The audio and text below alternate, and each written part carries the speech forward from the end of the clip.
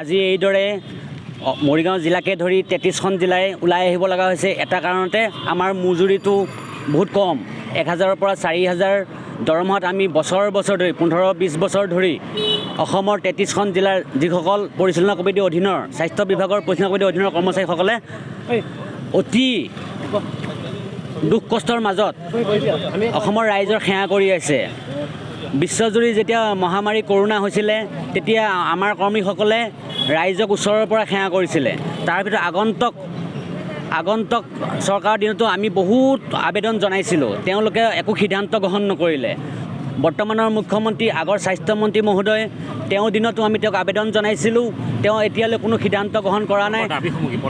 দাবীসমূহ হ'ল আমাক নিয়মীয়াকৰণ কৰক, নিয়মীয়াকৰণ যদি কৰিব নোৱাৰে আমাক যেনেকৈ গৃহৰক্ষী জোৱানসকলক যেনেকৈ এটা উচিত মূল্য দিছে আমাক তেনেকৈ মূল্য দিয়ক, আমাৰ পৰিয়ালটো আগুৱাই লৈ যাবলৈ আপোনালোকে সহায় কৰক।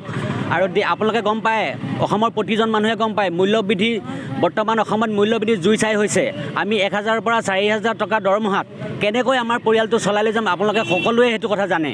গতিকে মুখ্যমন্ত্ৰী মহোদয়ক কাটৰ অনুৰোধ জনাইছোঁ, আপোনালোকে যেন আমাৰ মজুৰি বৃদ্ধি কৰে, যেতিয়ালৈ আমাক নিয়মীয়াকৰণ কৰিব নোৱাৰে তেতিয়ালৈ যাতে মজুৰি বৃদ্ধি কৰি আমাৰ পৰিয়ালটো আগুৱাই লৈ যাতে আপোনালোকে সহায় কৰে।